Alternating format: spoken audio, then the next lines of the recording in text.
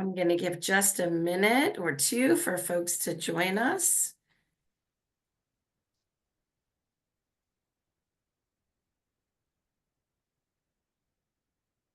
And good evening, everyone, and welcome to this second Know to Prevent virtual speaker event of the 2024-25 season.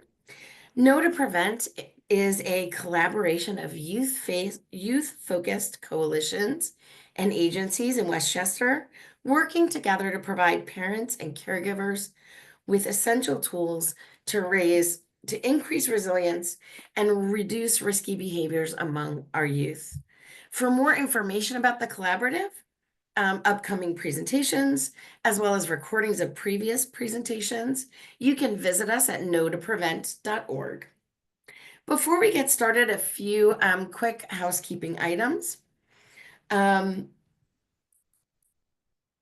Tonight's presentation is being recorded, and all participants will receive a link to the recording, along with a handout called the tip jar. The tip jar will highlight key takeaways, information, and prompts from tonight's speaker for you to have as a reference. Our speaker will also address questions throughout the presentation, so we encourage you to type any questions you have into the Q&A in real time at any time during the presentation, and we will aim to get to those. We also have some that came in during the registration process, and she will be addressing many of those as well. Each speaker event, we take a few minutes to feature one of our sponsor coalitions.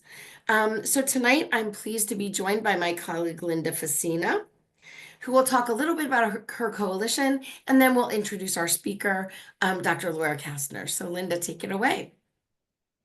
Thank you, Nancy. So I work for the Hastings Working Alliance for Youth, or WAY Coalition. We're a group of committed volunteers working together to increase community collaboration and reduce the use of harmful substances among youth. We initiated in 2015, and we're now in our 7th year of drug-free community grant federal funding. The coalition includes representatives from diverse segments of the community, parents, youth, educators, police, healthcare providers, faith communities, business, and civic leaders. And working together, we gather data to determine the greatest areas of need and educate both youth and parents. Using proven strategies driven by scientific research, the coalition is an essential community resource to respond to the harm these substances pose to the youth and our community. So thank you very much. And now I would like to introduce our speaker for tonight, Dr. Laura Kastner.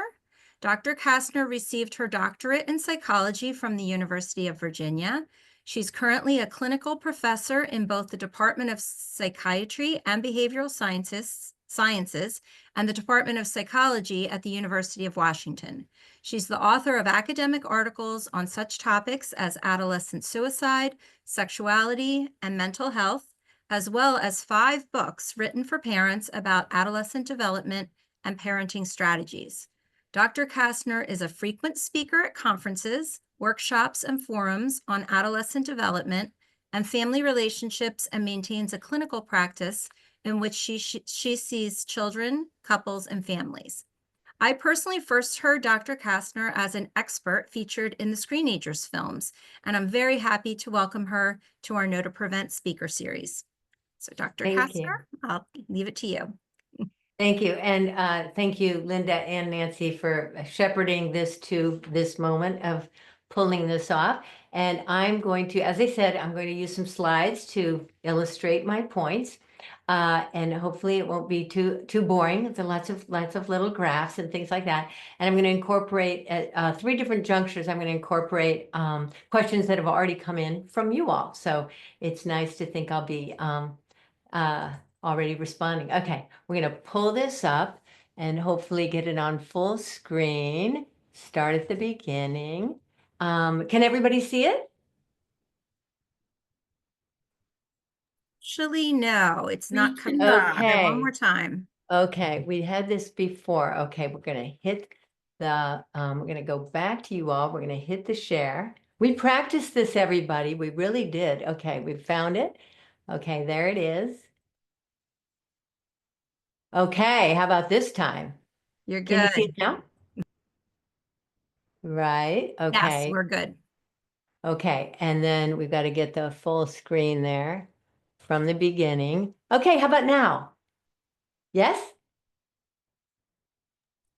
Yes, we're good. Okay. You're so good at turning off your audio that I can't get the thumbs up. Okay, thanks everybody.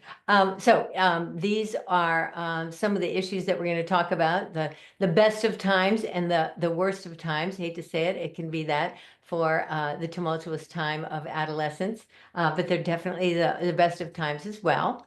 So what we're going to talk about today is the factors that both predict resilience and teen mental health and good outcomes, as we call them in psychology. And also, of course, you just reverse that and you say, and these are the risk factors. So we're going to kind of go back and forth. When psychologists talk about best outcomes, you read it in the paper, this leads to best outcomes. What we're usually talking about is a composite of variables. Success at school, getting through school, getting to college or another kind of vocation, success in positive relationships, long-lasting relationships, and of course, avoiding substance use and health compromising behaviors. Okay, so that's when we talk about positive outcomes. We're going to talk about the parenting strengths that lead to those positive outcomes, and we're going to talk about the parenting strategies that people use. So one of the things that happens, especially if we're worried about our child, is we zoom right in and talk about the child, the child, the child. And of course, we're talking about the child's functioning. When you're worried, it's often about, oh, my kid isn't doing well at school, or I just found weed in the backpack, or something like that. But you always want to see it in context. That as much as possible, you want to open up the lens to how is the child doing within these nested contexts, if you will. So, of course, we want to look at the child, their temperament, their history, their age and stage. We want to look at the family system because that, of course, they live with you. They live 100 hours. Even if they're in middle school and high school, they come home to you. So that context is important. And of course, the school and what's going on with peers and friends is important, and culture is important. Everybody comes from a culture, even people like me that look like a typical American mutt. I feel like I can go back and go, oh, I was affected by those pilgrim roots of Vermont. And, I can see that this and that. And my friends who are Irish or friends that are Ethiopian, or we all have a culture that we come from that influences us. And of course, if you're an immigrant from any traditional society, as we call it euphemistically, in other words, more conservative notions about parenting, maybe more authority and a little less about feelings. Then they come to America, and and there's hardship, and that's a clash of, okay, let's look at feelings and maladaptive ways of dealing with feelings, but it may not mesh very well with the culture that they come from. So all those features are important. Okay, we of course like this picture a little bit more than this picture, even though this picture is really normative. But let's talk about resilience factors, okay? And again, each one of them you could flip and see it as a risk factor if it's lacking, because these kinds of variables have been looked at since the 70s and the original risk-taking research when they looked at these various factors. So with an individual, when we're looking at the child, there are certain absolute advantages of DNA. When you have a child that's flexible, optimistic, and adaptable and open, a yes person, not a no person, and conscientious. So a lot of people don't know that conscientiousness is actually somewhat related to DNA. Of course, this is not immutable. We can shape people out of the other end of the spectrum if they're rigid and pessimistic and a risk taker by nature. But you kind of won the lottery if you have a kid that's really all these things in the list. And any of you that have these features, just congratulations. It's like good skin or a trust. You might not have those things, but if you have them, they're kind of advantages in life. Less work, and we're happy for you. Many of us have normative kids, not that lineup, but that is an advantage, or the opposites can be challenges. Okay, obviously intellectual strength is an advantage, physical health is an advantage, environmentally safe school environments, as opposed to dangerous inner city high crime, an advantage. A school where belongingness is high, like schools like the school, but feel like they belong there. That's a huge advantage. That's actually a word we look at, belongingness, how many kids are engaged and feel good about their school. So obviously, association with positive peers, pro-social peers is the word we use for kids that are doing well and healthy, as opposed to kids that are engaged in risk-taking. If you have a kid that has friends that have been arrested and use substances and hate school, you might want to see that as a risk variable. Not one of these is, a death knell. It just means the more of the lackings of these you have, the higher the risk, and the more of the advantages, you're lucky. Support from other adults, if you've got a lot of uncles and aunts around, they're part of a youth community, a religious community, volunteering, things like that, with coaches and other adult heroes in their life and mentors, huge advantage. I'm going to talk a lot about that because they need to be connected to positive adults, not just you, the parent, or a co-parent. In the old days, there'd be an enclave, in agrarian society, 1850s, or late 1800s, there'd be like my great grandfather would have, that farmhouse, that farm. There'd be lots of people to help parent and support not only the child, but the parents. And now we, have the dispersing of family, and we don't have that immediate support, unfortunately. Okay, now on the family, I'm going to go to each one of these. Huge advantage. Okay, secure attachment is the technical word that we use instead of love. Many people love their children very deeply, but their own malfunctioning, if you will, their own difficulties impair the ability for them to be trusted, reliable, positive most of the time, trusted by their child. They have too many difficulties to be predictable and provide a trusting environment. So secure attachment, that means your child trusts you. You have their back, or vice versa. They know that you have their back. They can rely on you. You're predictable. You're warm. You're mostly positive. You understand adolescent development enough that you pick your battles. You expect them to be a bit messy, nor in their normative adolescence. So that's what secure attachment is. We're going to go into this deeper, but authoritative parenting, 50 years of research on that, 50 years of research on positive parenting, just hundreds, if not thousands of articles really showing in longitudinal research, these things lead to positive outcome. These parenting strengths lead to positive outcomes. So you have control over those. You don't have control over your child as they go out, into the world of adolescence, but you have control over your, hopefully, that's what we're trying to do, over our own behaviors and bolstering these strengths. Okay, so again, we parent the child we have, not the one we wish we had. You might wish for that DNA lottery, but some of you have ADHD kids that are always pursuing novelty. They can't stand boredom, so they're always whipping things up so they can have that optimal sense of arousal, highly active. Or you might have a child on the autism spectrum disorder. You might have kids that are moody. There is no reason that there can't be a positive life for them and outcome.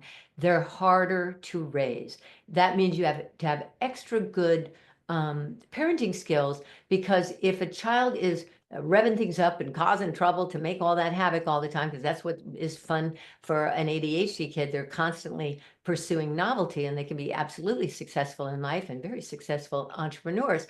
But oh my gosh, it's very easy to elicit negative responses from parents, because parents are saying, don't hit the sister, don't throw the ball that way, sit down, finish your, nag. And we're, okay, how do I parent child and stay mostly positive? It's way harder. So we have to work harder on parenting skills. It's harder to have a child with cystic fibrosis or diabetes or asthma. You have to take them to the hospital. You worry about their health. You're constantly worried about their health. Some kids are harder to raise than others, but they come by it as innocently as any other challenge in their life, health challenge that they might bring into their life and yours. So harder, but we call these orchids, harder to raise kids. orchids as opposed to dandelions. Dandelions, you just, the seed goes on the sidewalk, finds a little water in the crack, gets enough sun, fine, they're good, right? Ordinary, we call those neurotypical kids. But the kids that are neurodiverse or harder to raise with their challenging temperaments, we need extra work, extra energy, extra skills to not go negative and to be skillful in meeting the challenges. Okay, during the pandemic, I had new ways of just helping parents almost get concrete. Like they were so overwhelmed. It's like, what do I focus on? I'm facing uncertainty. I don't know about school. I'm worried all the time. My kid is languishing. What do I do? And I said, well, let's focus on some really basic nutrients kids and adults and humans benefit from. I'm going to talk a lot about mindful calming. That's calming that nervous system so that we can emotionally regulate. You all are smart enough to know by now, exercise is good for the brain and body. Processed foods are less, ultra processed or junk food is less beneficial than healthy foods. So we focus on nutrition. We can focus on send them outside, right? We talk about so many things and don't talk about nature, and the research on just being in green, in nature, looking at green, spending time in green is really quite impressive. In all my books, I have a chapter on that or a section on that because it's very, very impressive. And we don't often think about it as much as should they be in get a tutor and things like that. So think about nature, underestimated. We talked about secure attachment. I think by now teenagers need about 11 hours if possible, definitely 8. They get about 6. A lot of kids in high school get 6. Sleep is so important. Of course, we're going to talk about social media. Kids, obviously, social thriving is important. I think a kid in 5th grade or 6th grade that says, I hate school, I don't belong there, there's nothing that it has to offer me, it should be danger, danger.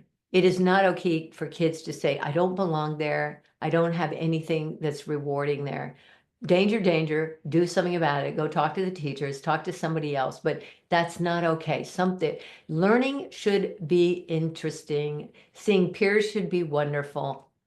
Even with all the vagaries of homework and some of the challenges, kids should like school or even love school. Something's wrong if they hate it. So always put that one on the priority list.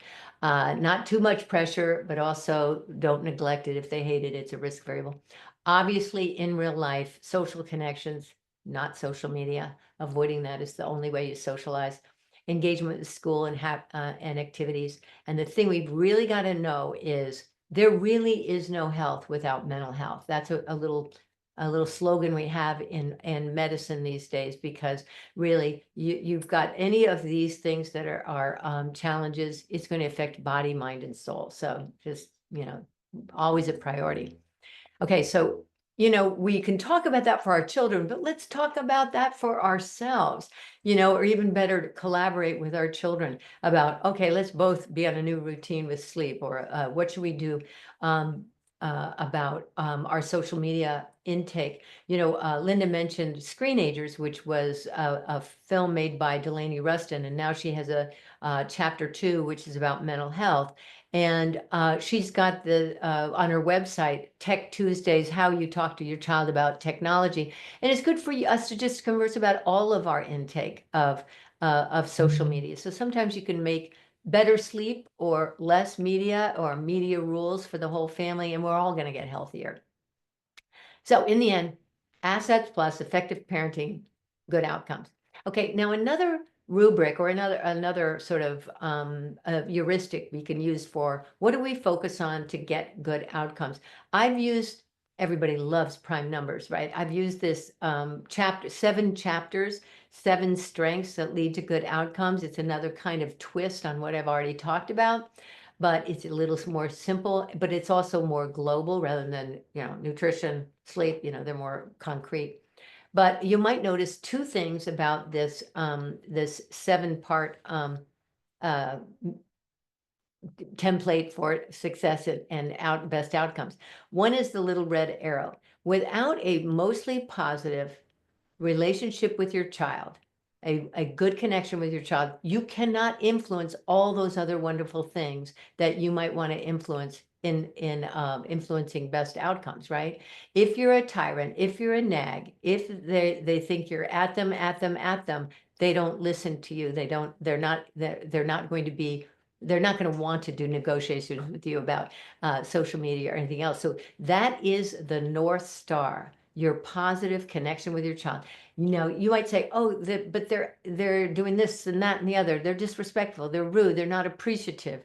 They're moody. They don't even want to talk to me. They're buried in their social media. I'm going, and you could still decide what you say and how you behave toward that child. It's hard if you're going through one of those negative cycling experiences, but that's on us, right? We need to have radical acceptance, unconditional love for the person. Maybe not the behaviors, you know, we might not like the behaviors if they're using pot or they've got a bad attitude or they're not cooperating with family board, you know, family game night or whatever. But, you know, as somebody said, even this morning in my practice, I get it. Love the sinner and hate the sin. And I said, okay, if that works for you, you know, but it's all important to have influence on these other aspects. Now, the other thing you might notice is that really distracting little green dot there. And that's what I call the tail wagging the dog. And if we were in an auditorium, I'd say, guess what the green dot means within academic success? And somebody would say, is it grades? And is it, you know, homework? Yeah, it's within academic success, there are many, many things we focus on, homework and, you know, what is their interest in, and do they need a tutor in something? And are they college bound or whatever? But we're really distracted more than almost anything else on this wheel. Or pie pieces, we're distracted by grades and ACTs and college bound, whatever, how many APs they're taking, because they're a metric. Unfortunately, in our society, they have a number, and so we're very distracted. We're anxious about their future, so we focus on grades. Unfortunately, there isn't a metric for thoughtfulness and wisdom and kindness and generosity and empathy. We talk about emotional IQ, you know, like Daniel Goleman, who wrote the book Emotional IQ and why it might be more important than IQ, right? And it's true, it might be more important than IQ. Probably most of you have a solid IQ in your child, you know, 110, 120. Some of you are up to 130, 135, 40, whatever. But boy, I'll tell you, you get a bunch of psychologists and they say, wow, trade in some IQ points for really big strengths in emotional regulation and strong connections with loved ones and physical health and avoiding substance abuse and strong character and emotional flourishing and kindness and empathy and social awareness. Yeah, do it every time. But we really get foreclosed. We get anxious and then our little scope goes down and we're myopic on grades. And as some of you probably know, affluent communities are more likely to have higher depression, anxiety, and substance use in those high schools compared to inner city high schools. And the biggest predictor of those variables are felt pressure from parents about school. We just throw in so much focus on that. Not that it's not important. It's just not all important. We scope down, completely understandable. Anxiety goes up and we close down. And unfortunately, we need to open up and focus on these other things for the whole child development. So, you know, obviously there's lots of things we could do. The whole book, I mean, when you write a whole book, you can smush a lot of do this and do that and do this and do that in each of these pie pieces. But none of them will really work very well without that good relationship. And, you know, self-control is interesting because some kids are shy and avoidant and you need to nudge them forward and face fears. And some of the ADHD wild kind risk-taking kids, you got to have to close in the corral so they can't get in as much trouble. So what we do with emotional regulation building, if you will, is different depending on what temperament child you have. So there's a lot of shaping us and shaping our skills. You know, on the physical health, I cheated and put a lot of those big ticket items I've already gone through with my Mensa list, but substance use is on there. If you have enough of this, you're automatically going to have less risk for maladaptive use of substances to escape feelings and dealing with problems. Okay, I told you another strength that parents have is understanding the developmental norms of adolescence. Now, I love this slide, and it says underneath, I would share, but I'm not there developmentally. Okay, we tend to be very understanding about toddlers not sharing. You know, these are 3-year-olds, and as you might know, 3-year-olds don't naturally share. The friend comes over, and the rule is, well, they don't have their stuff, so you got to share your stuff. It's nice to share your stuff. That's called syllogistic logic, right? You're supposed to share your stuff when somebody comes over because they don't have stuff, so you share your stuff. They get there by about age 5, and we nudge and we cajole and we support and we encourage and we're nice to the little 3-year-old because we know they don't quite get it yet. But when she turns 12 and she's in that bed, and there's another scenario, I'll just throw out an example of mom comes in with laundry, but Eloise is having one of those big, terrible, all terrible days where she has 2 other friends and she gossiped to one about the other, and then they got together and then they posted something, and now she feels like life is over. She's lost 2 friends and they hate her, and she's crying and screaming and texting like crazy. And mom comes in with the laundry and she goes, you creeper, why are you always lurking around? Get out. She screams, get out of my room. And the mom, who has put up with her bad mood for several days and already taken her to the mall to get the shoes and done this and done that, just loses it too, saying, look, I don't deserve to be treated this way. You've been rude and selfish. And then they start screaming at each other. They have what I call, you will understand later, a co-amygdala hijack. That's a brain, they're having a tizzy together, right? This is an open Wi-Fi system. Emotions are contagious. So Eloise is screaming, gets into mom, and mom is being attacked, so she screams back. Very normal to scream back, not helpful. That's why mindful calming, so that we can think and say, okay, even if I want to take her on for some of these behaviors, later would be good. Right now, I'll be adding fuel to her fire. Okay, normative. Okay, Eloise is absolutely normal, but boy, is it tough. Okay, another heuristic, another rule of thumb is that, you know, adolescence is, you know, you can have real big trouble, you can have medium-sized challenge, and you can have really easy breezy situations, you know, with enough of that strength list. You know, adolescence can maybe be just an absolute cakewalk for you. And we're very happy for you. Most of us are in the middle, right? And we just think you should do more volunteer work, because life must be very easy for you if you have these happy kids with a really good temperament and love school. They get anxious about a paper, but not too much. They don't have meltdowns. They're just aware enough, and they have good faculties to do executive functioning and follow through on. Really, we're really happy for you.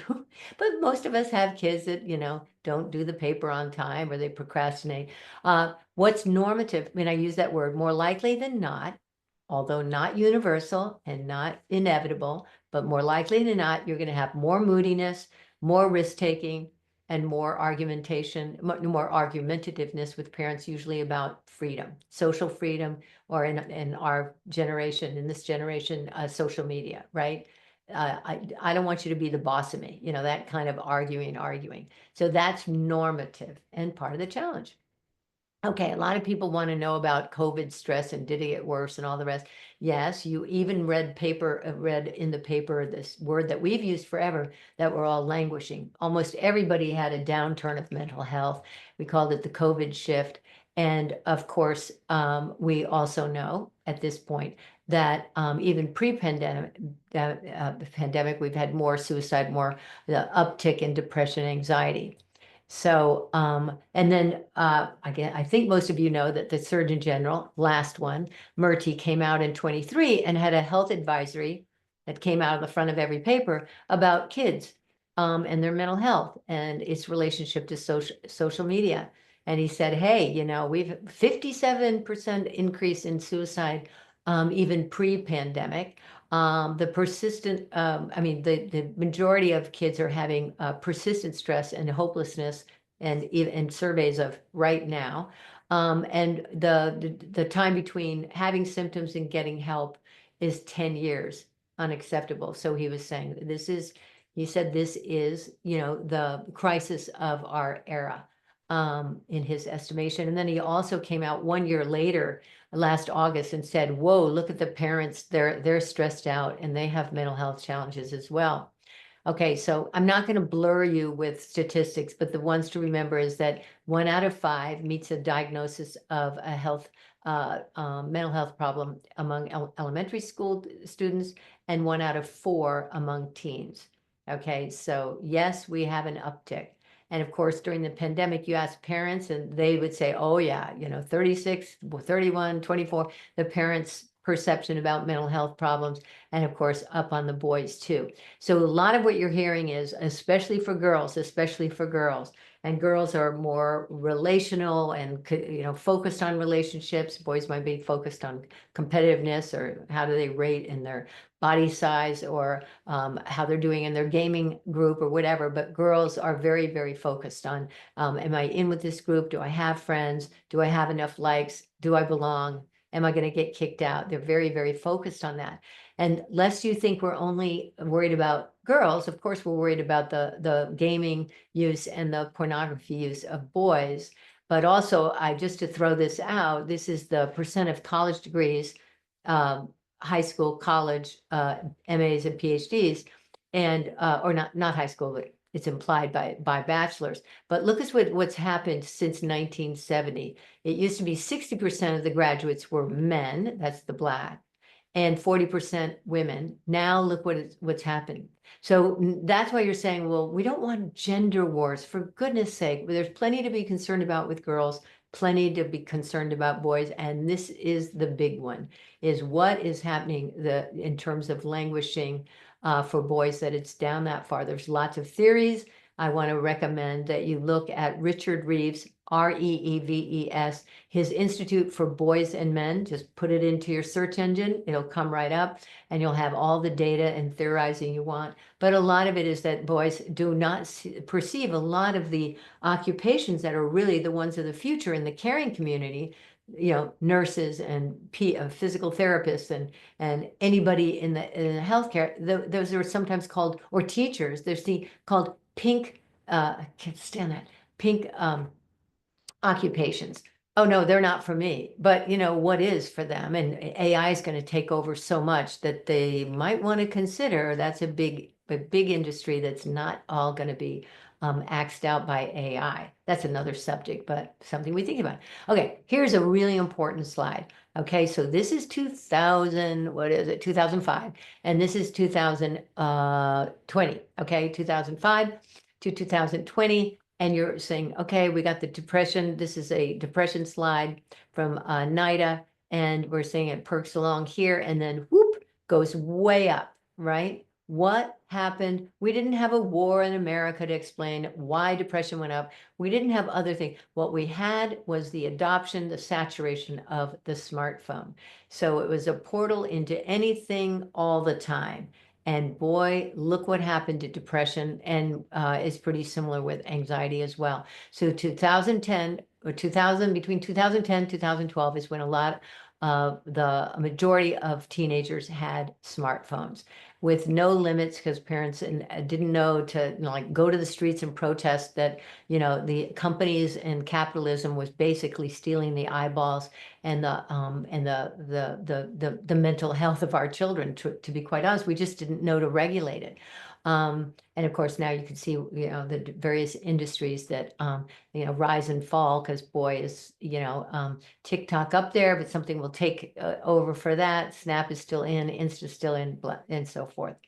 Okay, so one more slide on media. So media is so dopamine rich. Dopamine is the neurochemical that's associated with the anticipation of a goodie in the brain. Okay, I have another slide.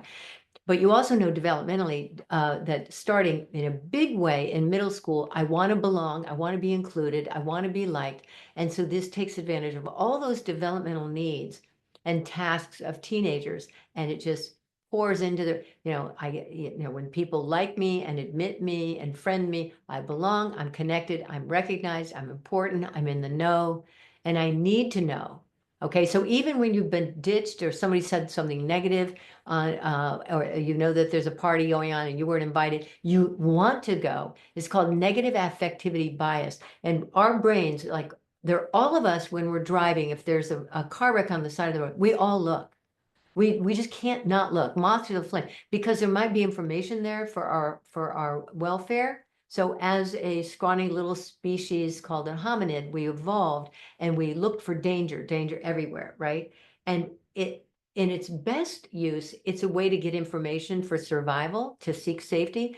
But in its worst version, we go on to various sites that aren't good for us, because some of it is just there's a lurid factor to it. So people go to eating disorder sites, or God forbid, how to hang yourself sites, or whatever it is. And then you get, of course, more and more of what you you as parents know is health compromising. But you can't not look, or you just have to do the clickbait. So there's that draw. There's both the draw of a goodie, and there's the draw of that part of the brain that actually is drawn to negative material for this old evolutionary purpose. Okay, so there's a lot of dopamine release with surprise and excitement, and maybe sexual, but also just interesting. And they really know how to do this. You know this, I don't have to say it, but look at all the ways that they steal the eyeballs of our children. And of course, the metric of the like was a big one. Most of you have seen Social Dilemma. If you haven't, great movie, documentary, with a lot of the makers of this bad stuff sort of confessing. It's sort of like a mea culpa. Sorry, but yeah, we did that. And the metric of like really made kids just like obsessive compulsive. I got to do these likes so I get the likes back. If I don't, then I'm nobody, right? So, very dopamine rich. Oop. Okay, I know this is geeky, but it's really simple and it's really important. For a lot of reasons, but basically, depending on our history, we all have dopamine. This is called the dopamine pathway, right? What releases my dopamine might be different than yours, right? I definitely would get it with a chocolate chip cookie, especially if I smelled it. If it were tequila, forget it. It would never, I had some in college. But some of you would go, tequila, absolutely. Let's have a Friday night, right? So it could even be processed foods. If an infant has gotten that in utero, they are primed to want that kind of salt and sugar and fat. And so they're grabbing for it, and they're children, they're toddlers, but they already have a reward history. So think about, this is why the use of substances is so concerning in youth, because if they have the reward of getting away from problems, or even having some of the elevated mood, then I want more and more. That's what an addiction is, whether it's food, whether it's alcohol, whether it's gambling, whether it's porn, right? So the reward history is going to create this I want it thing. And this is the ventral tegmental area. And beneath our conscious awareness, if we see one of those goodies, or again, social media, it's like what happens is neural pathways go whoop right up to the frontal lobe. But this is activated first, and then the go get it, we call it the go get it pathway as well. And it's happened before you even are conscious of it. So this is why people like me can work in the area of addiction with complete compassion and no judgment. Whatever is happening with this, people say bad choices, they're making bad choices. I'm going, no, it's worse. They're not even making choices. The compulsion to go get it is so strong because the reward history is determining that go get it. And so the override to that, and the work in rehab or therapy or Al-Anon or Nar-Anon is so hard, because you're fighting. There's more neural pathways that go this way for the go get it than this way for the brake system or the override. And that brake system, of course, is immature for teenagers, which is another reason why recovery is so difficult. Okay, little humor here. What do we do about this? Okay, it keeps me from looking at my phone every 2 seconds. Okay, big ha-ha, but it's making a point. That collar there, shame collar for a dog, or how they don't itch themselves after surgery. That is a default setting. That guy cannot reach for his phone unless he did something like this, and it keeps him. It's a guardrails, right? So that you don't do it. So we put our money in 401ks. We could get it out if we wanted to, but it's over there. So hopefully we'll have good behavior and not fall for the temptation to grab the phone. Oh, excuse me, to grab the money. That's a default setting, right? You have a thermostat that goes down at night. It's more comfortable, but also, I can always turn it up, but it keeps me on good behavior, so I don't keep it at 72 when I don't need it, and I shouldn't do that anyway. More fossil fuel use, blah, blah, blah. So we really need to think about how do we set up our lives for default settings like the phone in the drawer or whatever, and rules that we have about putting them away at night, because we're going to be vulnerable for the go get it, right? We know if the phone is even in the room or on the desk or on a table at a restaurant, we're going to be more or have an itch to maybe check it, and if it's not there, we'll have a default setting that allows us to do more of what's good for us and avoid what's not good for us. So on that note, I'm going to now kind of move to some of the questions that you have already given me on social media, because they're so good. The first one says, does research support my observation that the use of digital devices to fill space and time negatively impacts self-concept due to a lessening of otherwise empowering life experiences? Okay, so does it automatically hurt your child? Not necessarily. They go on a certain amount and they have a certain kind of life context, and it's not excessive use. You can always have a one-off bad bullying, horrendous experience. You had a weak moment and you send a sexy picture and now there's sextortion, and you haven't used social media very much and boom, it's bad and you've had this much experience. However, depending on the content and how much you use of it and the situation of your vulnerability, it can be very harmful. And net, as Surgeon General Murty said, it has a harmful effect on the population. So this is why Jonathan Haidt wrote the book, The Anxious Generation, which is everywhere right now. And you probably know he put forth 4 pillars, 4 proposals. To have a play-based childhood is number 1, to have, like this person said, lessening of otherwise empowering life experiences. Yep, we want play and healthy activities instead of the phone-based childhood. And the other 3 were delay, a smartphone until, he says till 9th grade, delay social media access till 16, very aspirational, and get phones out of school. So another one of the questions is, what do I think about getting phones out of school? 100%. Anybody in my field says, what the heck were we doing?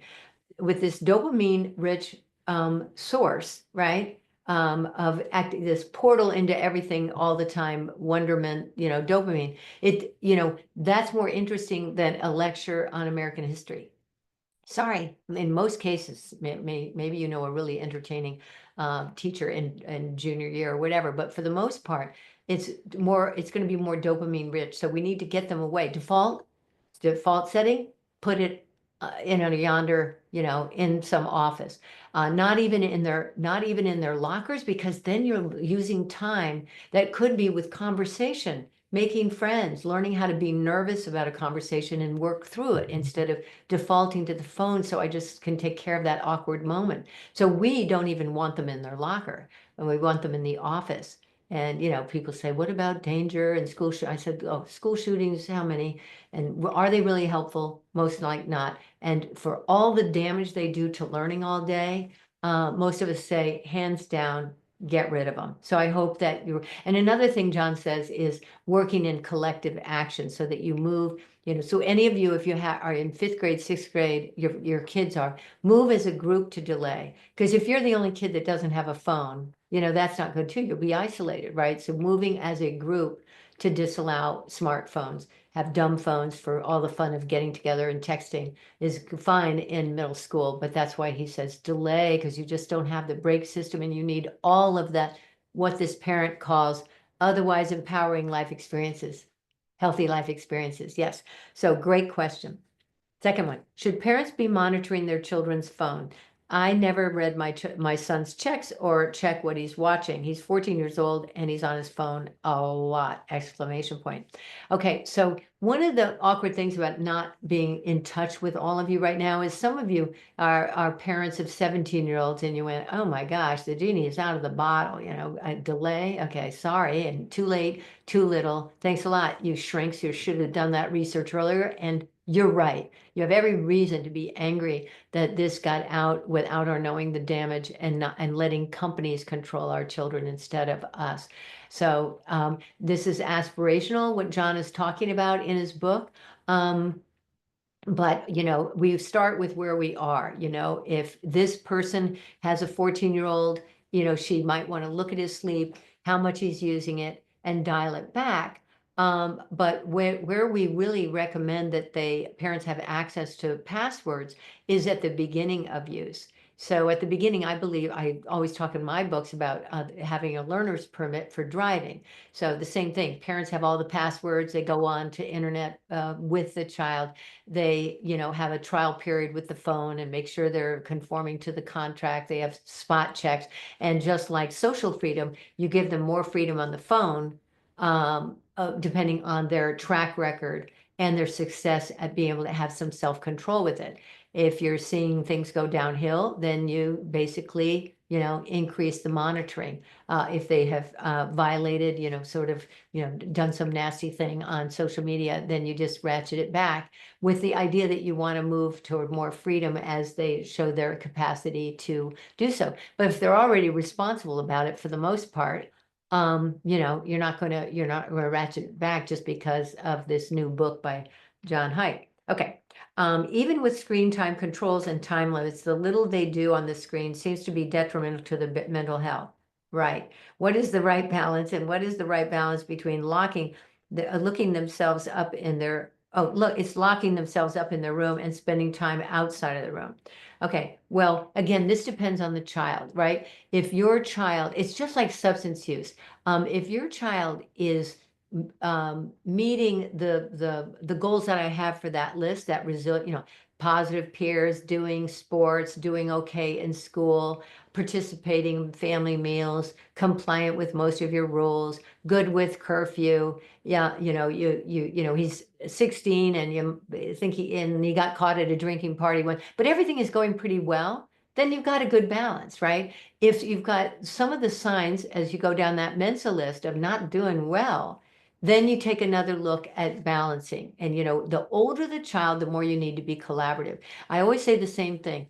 You need to be very conservative, whatever that means to you, in your parenting with middle schoolers. If you catch them with substances, if they're violating their rules of the limited phone use and social media use, then you pull them back. You can say, okay, you not managing this, yank it, But by the time they're 16, by the time they go to high school, we call it realistic. You got to be conservative in middle school because you really want harm reduction. And the earlier you start on any risk taking or any bad habit, the worse it's going to get, whether it's substances, social media, hating school, negative peers, and so forth. And you say, okay, alarm fire, let's address these things. But as they go into high school, they need more freedom. That's how they learn. It doesn't mean you knowingly let them go to the drinking party or you let them have a phone doing. No, it means you have still spot checks on their functioning, on all those contextual variables. And, you probably need a more collaborative approach on, for instance, gaming, their gaming appetite or their gaming use and so forth. You want to ratchet it back, but it's better to make it a deal. Start where you are and do it step by step. Okay, this is a good one. I would love to understand more about how to help the children gain perspective on the dangers of the false sense of reality presented on social media and news media. Okay, and there's another one that says how to protect the child's mind from what they hear and see on screen, like pornography, sex, drugs, and violence. Okay, so this whole area is called media literacy. And it really should be like what the specialists in race ed and sex ed and so forth and drug ed say, that you'll, slowly but surely have 200 conversations, not one, about media. It's, starting as a child. Again, I don't know the ages of all of you parents listening, but when a child is starting to use internet, not to mention wherever you are on the social media, you want to be with them and ask good questions. Socratic questioning is the best. What do you know? What's the upside of this? What could happen with this? Who do you think pays for this? How do you think these algorithms work? right? So, you know, there was a little ditty story once in some paper I was reading about a NASA scientist whose son, who was 9 years old, went into the room to use the internet, and 10 minutes later just came out and said, "Mom, did you know the moon landing was a hoax?" That's how fast her son, highly educated by her as a scientist, thought, because of one little question about the moon landing, or the one tap on one of the hits was, it's a hoax, and then there's going to be more and more of that, just like flat earthers, more and more of that, Pizzagate, more and more of the sex ring in the pit. So they need to know that the more you tap, because you're curious and it's lurid and kind of weird and kind of interesting, one tap means more and more of that, and then it twists your sense of reality. So we need to know how the algorithms work and talk about it together.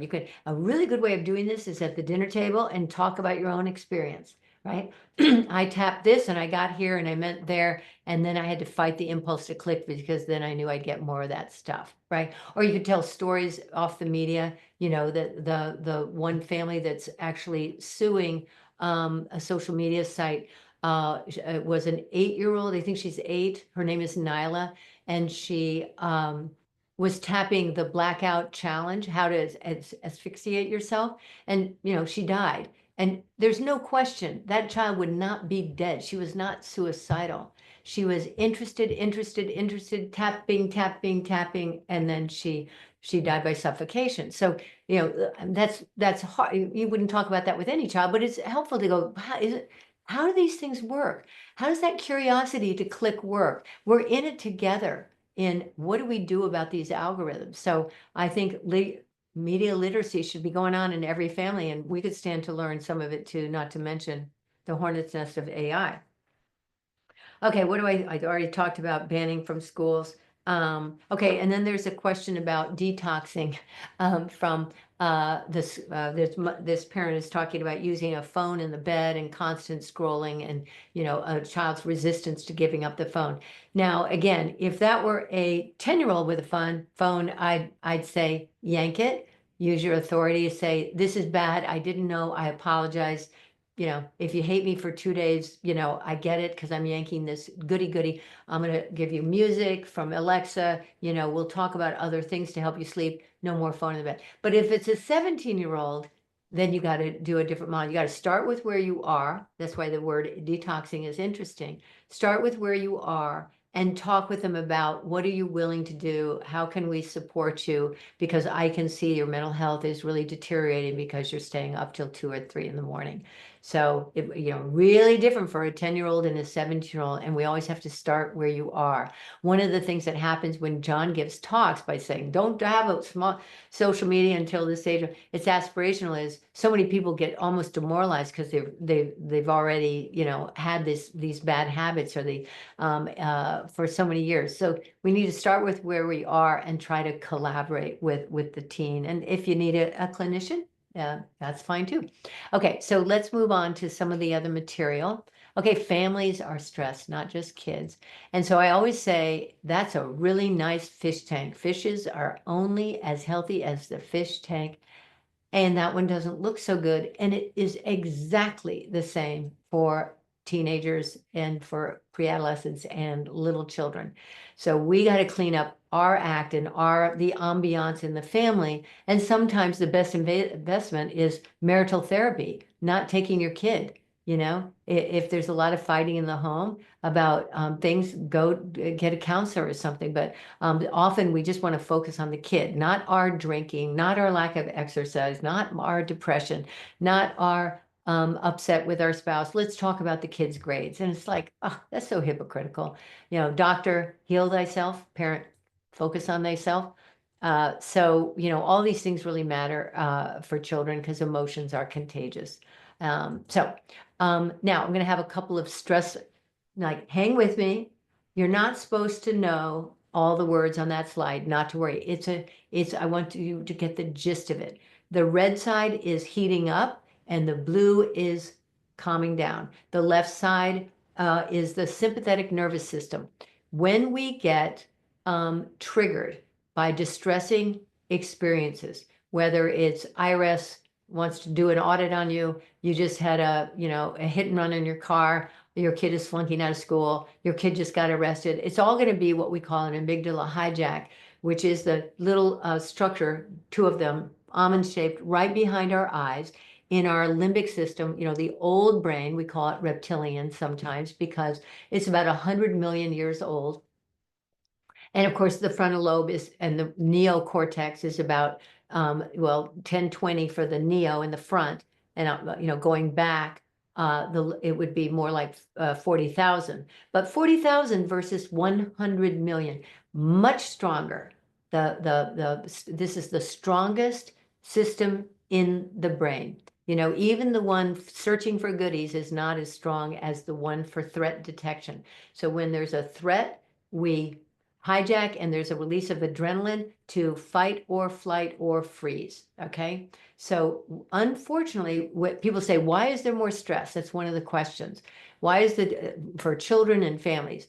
Because we have way more threat, whether it's money or jobs or an election or the march of autocracies in the globe. We're not supposed to know every bad thing in the world.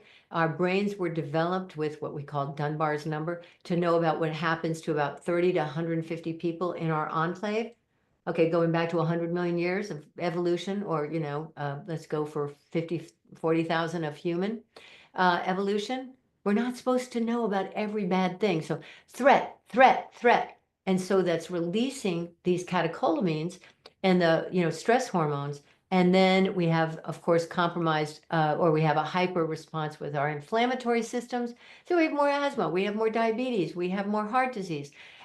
We have more bad habits as we respond to the stress, right? So whether it's us or our children, we grab the movie, we grab the alcohol, we grab the feel good, we grab the escape, the denial, the avoidance of challenges. I remember during the pandemic, a parent would come on screen and just say, I'm done. I'm just done. And I'm going, you can't be done. But now I think I just saw a New Yorker cartoon where it said, is done a new emotion? Because people are saying, it means I'm overwhelmed. I'm overwhelmed. It's okay if I do binge watching Netflix until 2 a.m. So all of these, it's completely understandable. It just happens to be maladaptive, right? Whether we're using substances or escape with media or not exercise, it's just totally weird. And the threat, and that's why default setting, we need to turn off the news. We need to turn off notifications. We need to partake of news so that we're responsible civic, citizens. But we need to partake of it and protect our brains because all of it is releasing these stress hormones. In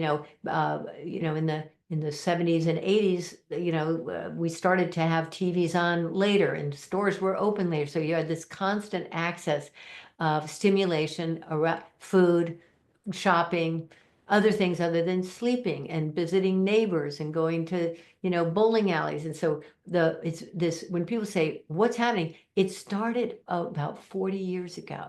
And it got worse and worse and worse with TV and then internet and now social media and notifications. And so just coming at us, we need more default setting to understand our brain has not changed very much in thousands of years.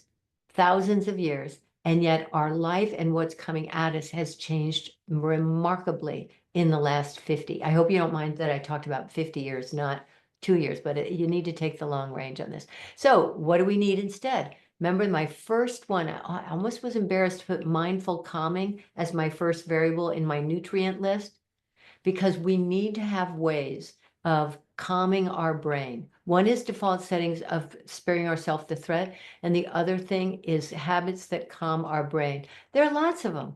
They're not as dopamine rich. They're slow dopamine, not fast. Okay. And all of these things calm our brain. We want them for ourselves. We want them for our children. We need to model them. If we expect to have them, we can't control our children, but at least we can model them and develop our own mindful calming. Okay, another slide that shows stress is a little stress is good, right? It activates us, a little adrenaline, you know, when you're going out to the basketball court or getting jazzed to like really, you know, finish that research paper. A little bit of that jazz up is great because it gets us more energy. So this X is the arousal. All stress is physiological arousal. A little stress is good. It activates us, right? And this is performance. So a little bit of adrenaline gets stuff done. And then we have optimal performance. The problem is excess stress makes us much less functional and effective. Reduced effectiveness, diffused attention, indecisive, unfocused, anxious, flooding, irritable, fatigued, overwhelmed, burnout, and maybe an amygdala hijack where we yell and scream. So that's why we need mindful kindness so we can be effective in our parenting. And of course, they're going to be a work in progress because they don't have these skills and they don't have a mature brake system, that impulse control system from the prefrontal cortex. So in the meantime, we are more responsible for emotionally regulating than they are, and we got to be patient with them, especially for some temperaments.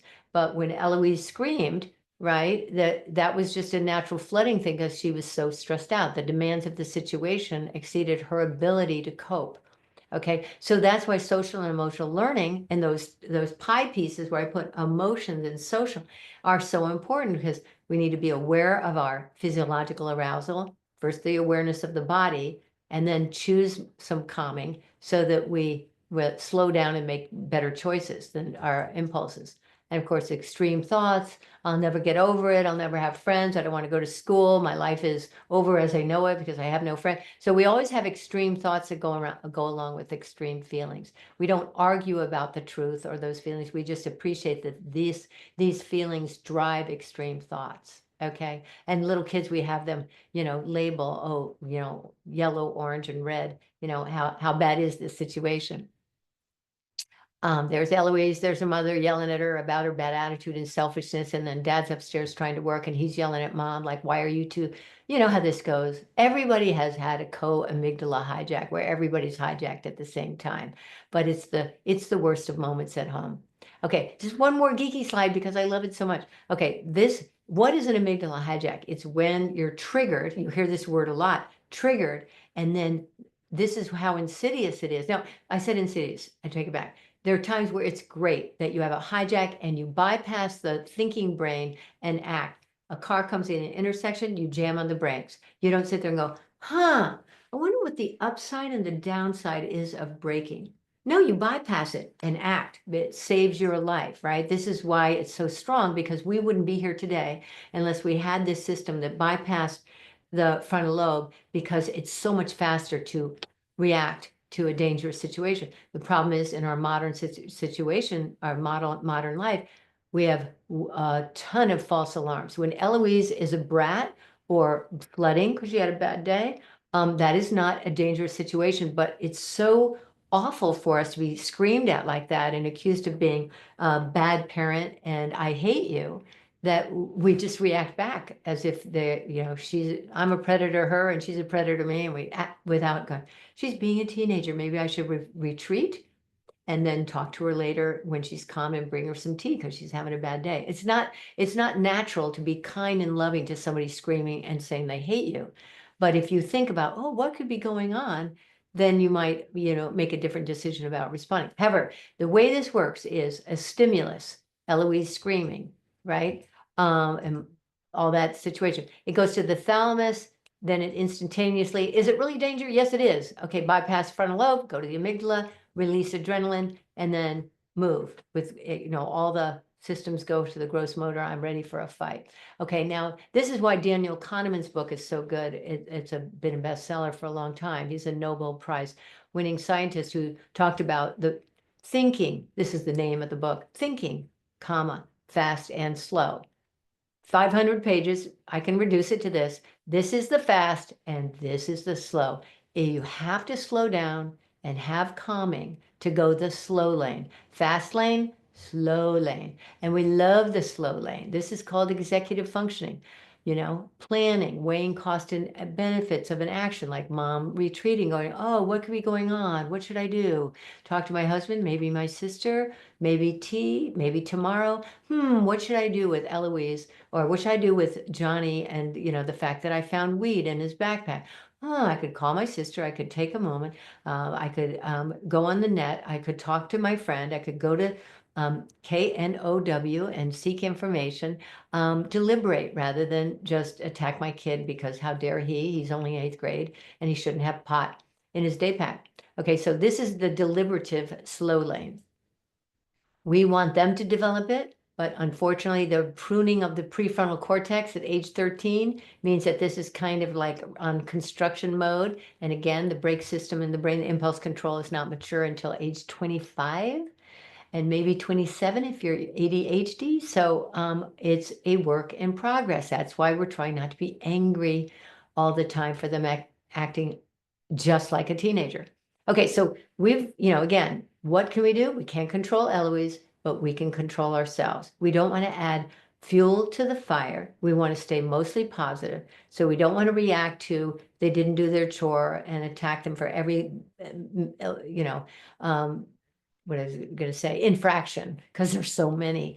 Pick your battles, let some things go. How can I be effective? So we need our calming to be very effective. So I have this little acronym, cool down, get our heart rate down. So, right, that's why breathing allows us to get access to the frontal lobe. Otherwise, it's just hijacking. So we have to calm, and then we get access to a deliberative zone. That's the access to your options, frontal lobe. And then when we're trying to reconnect with our teenager, let's say we yelled at Eloise or yelled at Johnny for the pot in the day pack, first validation. What? There's pot in their day pack, or they just cheated on a test, they just got arrested? I'm going to start with empathy. Because that's how you make a bridge to connection, and through connection you can have influence. Okay, I had a star, 2 stars next to validation. Validation is not approval and it's not agreement. It just means you get it from some perspective. Okay, so let's say you're picking Johnny up at the station because he is an MIP, minor in possession. You're really scared, you're really upset, you need a lawyer. I mean, oh my gosh, of course we're going to be freaked out. And then we say, okay, how do I really help Johnny, right? So you can start by saying, teenagers mess up. We want to learn from this. You must be really scared.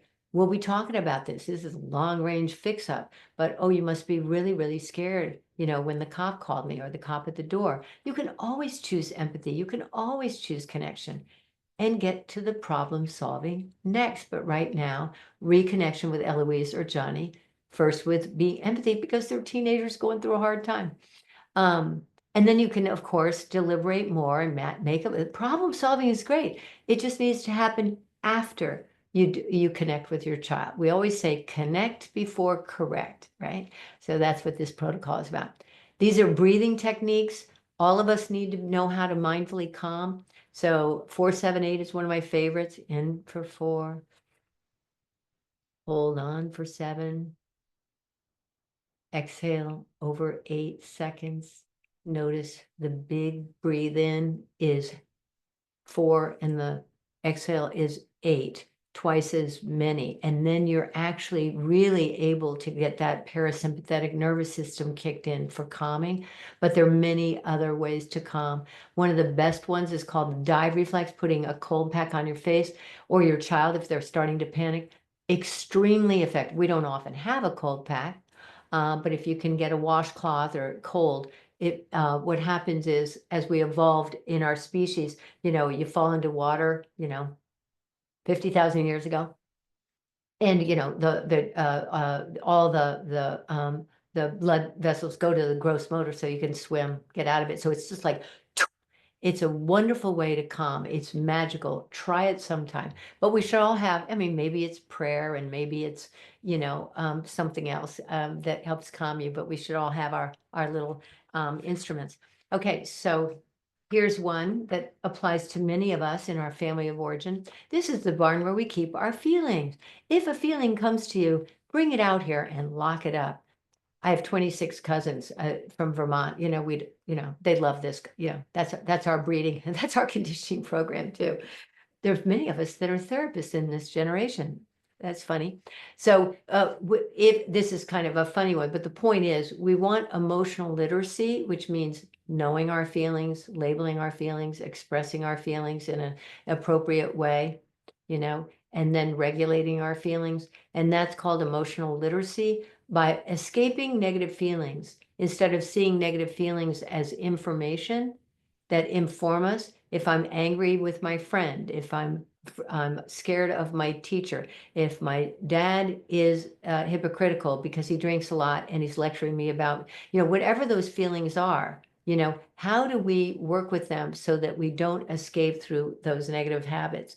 How do we learn to recognize them, understand them, label them appropriately? Because name it to tame it. Literally, you can go from that limbic system of just all jangled up and start to put feelings into words, and it literally activates activity in the prefrontal cortex. So it's not just touchy-feely, therapists like feelings. It's really adaptive because of the way you can start to use your frontal lobe and solve problems. Negative feelings are information. So that's my brain health. I'm going to talk. I'm going to address a couple more questions, and then I've got 5 more minutes before I want to get to Linda. But let me talk. One of these about substance use is there data about reducing the likelihood of addiction if kids are willing or able to not try substances until the age like 25 years old? Of course, I read that. I went, really?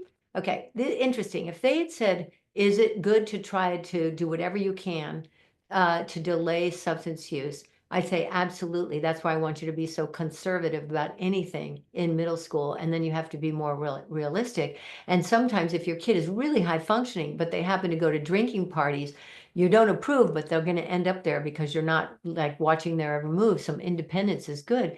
Sometimes that helps them develop some just understanding of danger and difficulties and dynamics at parties. And then they'll be readier for the craziness of college, right? So we're not trying to sanitize every risk they have in high school. On the other hand, some kids can handle more exposure than others. So delaying is good. But some people say, oh, my kid is abstained for everything. Isn't that wonderful? They stay at home and they're afraid of parties. I mean, well, abstinence sounds good, but sometimes that exposure to risk makes them smarter than if they never go out at all. So this is much more of a calculated cost, benefit, risk analysis on your part, but zero risk is not what we're looking for. We're looking at competency, right? So it's one of those things. I never say that you should approve of a drinking party. On the other hand, they should they'll be making decisions for themselves anyway. And hopefully if there's signs and symptoms that they're not handling, you'll know, and then you have to ratchet back the corral. What factors are responsible for the continued increase in mental health? I think I answered that. In addition to other strategies, targeted training to improve executive function skills seems to help decrease anxiety and stress.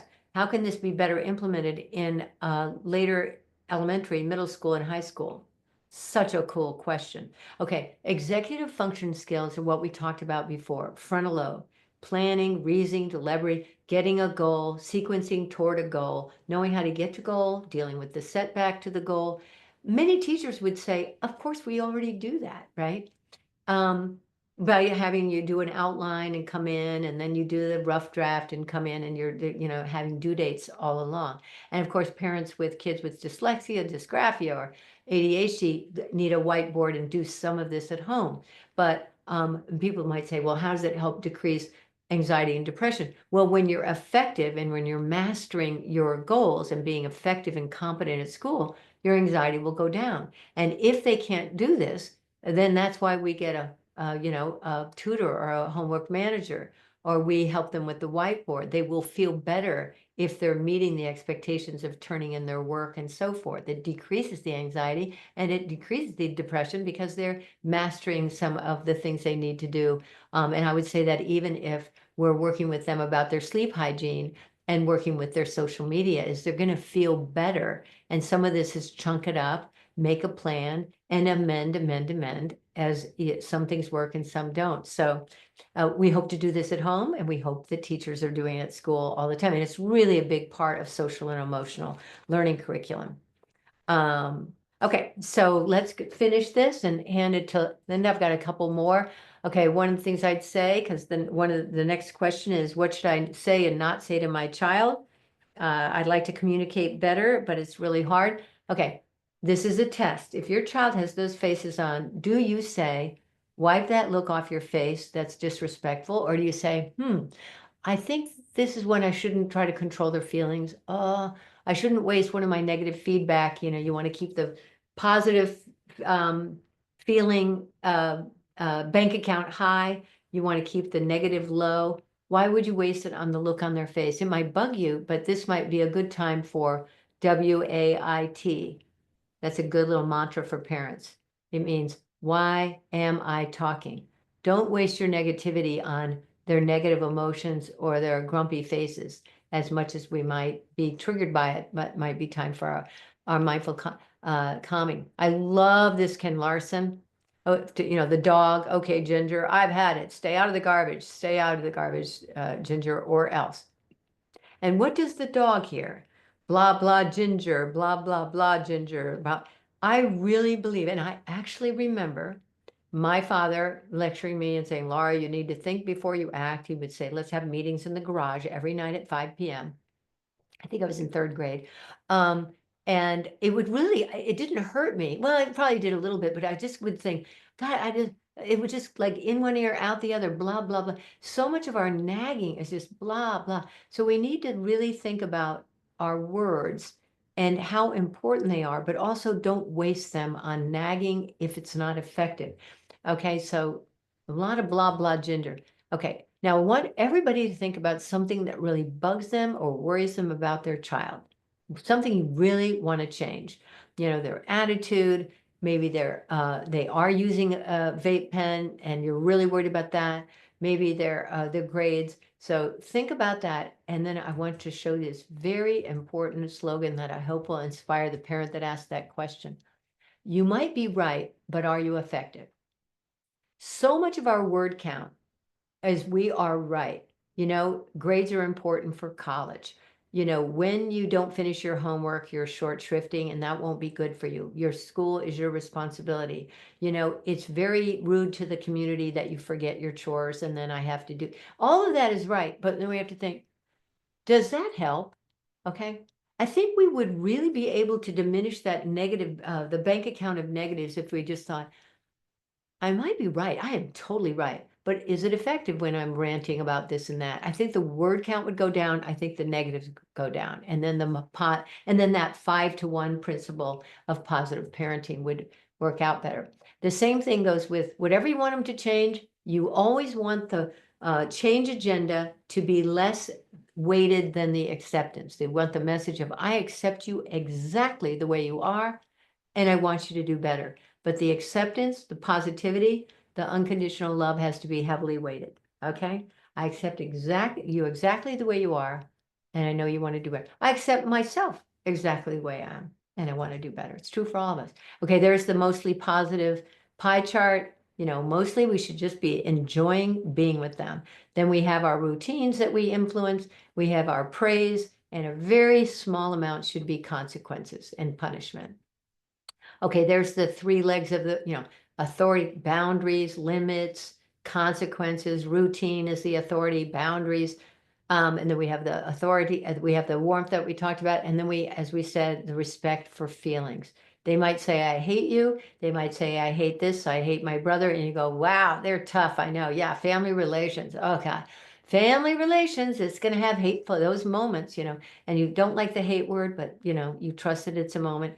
You don't try to control their feelings. You actually know that they have their own autonomous psychological world, and we're not going to change that through negativity. Okay, so that I just want to end right there. We're going to talk about healing ourselves and supporting Mensa priorities. Common loving presence more important than anything. Self-care is childcare. Take time off.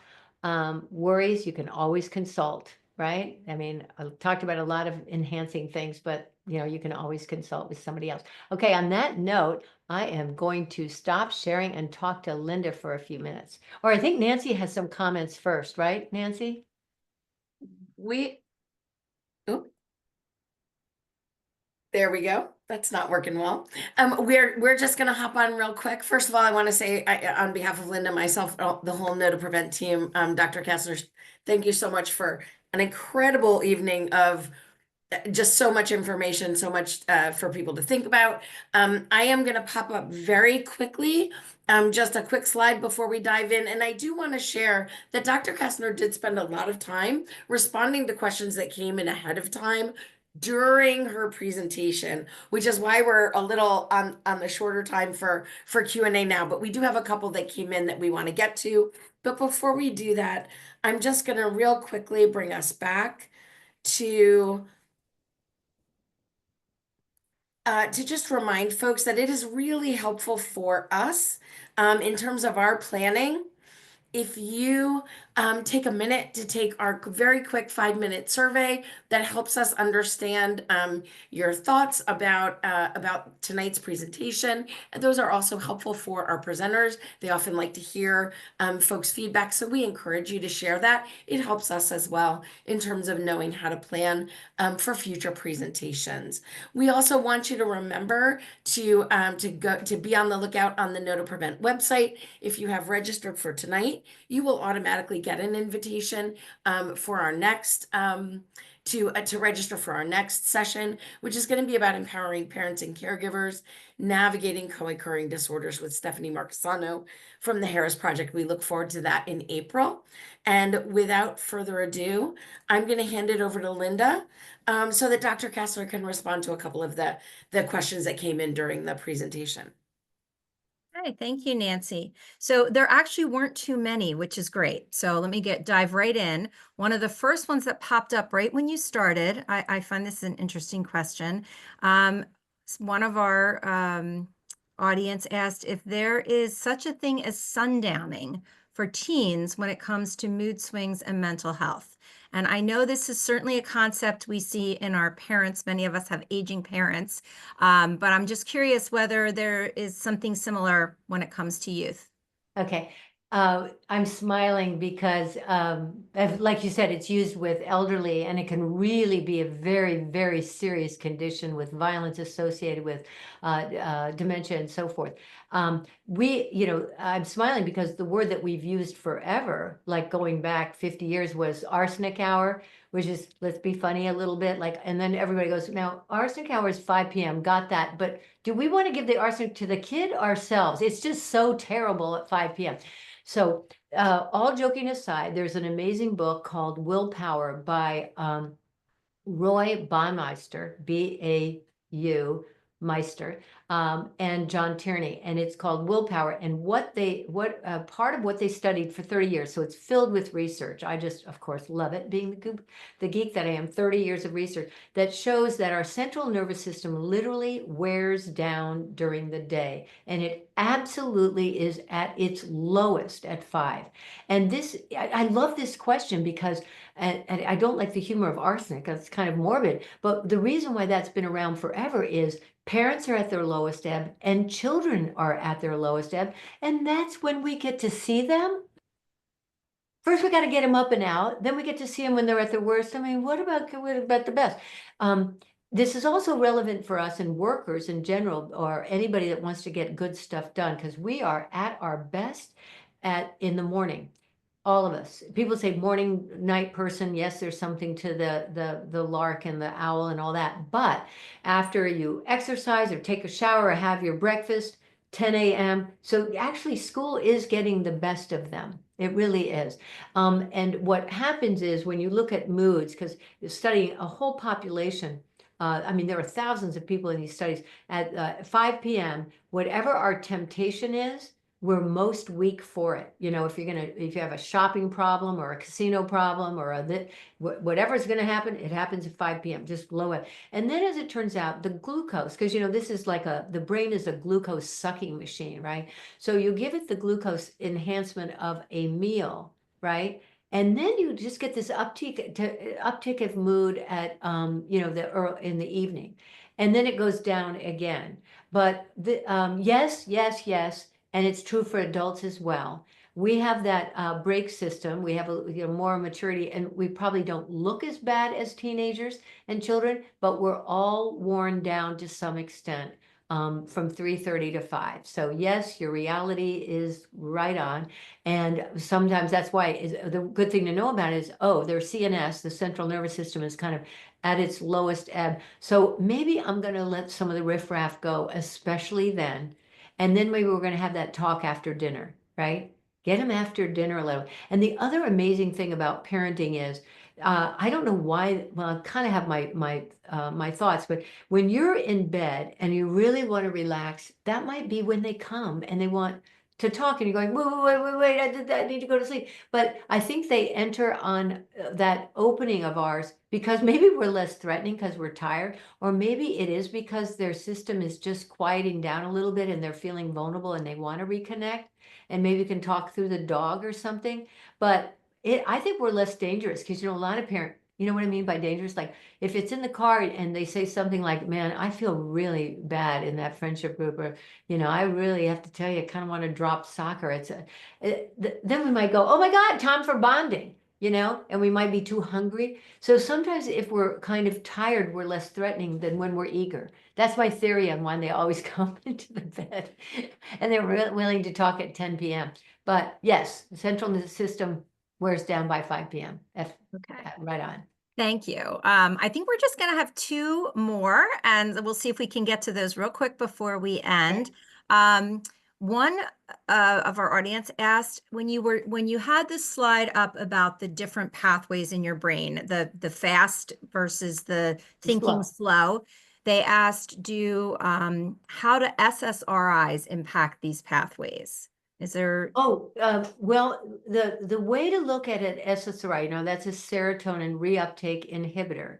So serotonin, we talked about the neurochemical of dopamine, which is pleasure. It elicits the desire for that goodie.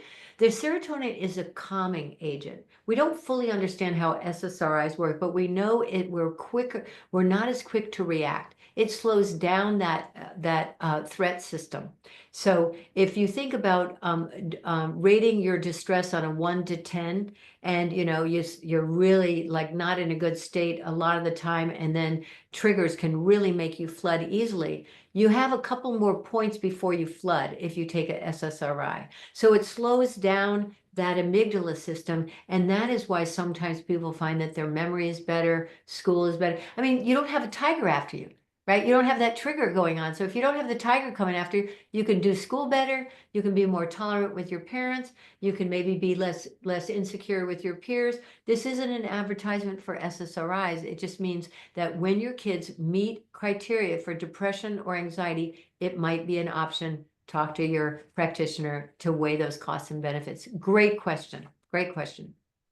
Okay, and then I think we will end. Our last one is, which when a couple of people have asked about recordings. Yes, in a few days, we're absolutely going to send lots of materials, including some,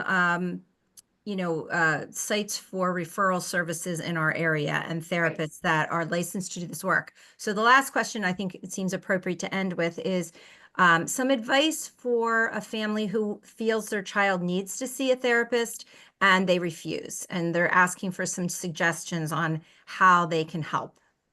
Yeah.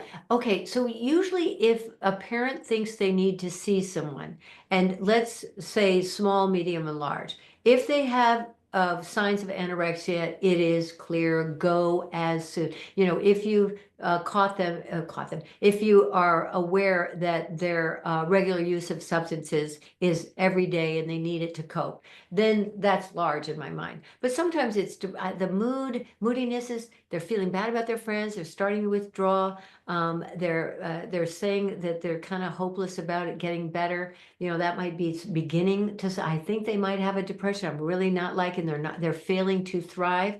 Okay, so one is, Well, let me start with the first one. And that is that you say to them, my job as your parent is make sure that I am protecting your health, enhancing your health, supporting your health. I am seeing things that I worry about, and I'm not a practitioner. So just like if you had a broken leg, I would make sure you go to the doctor. I don't know what this is. Maybe I'm wrong.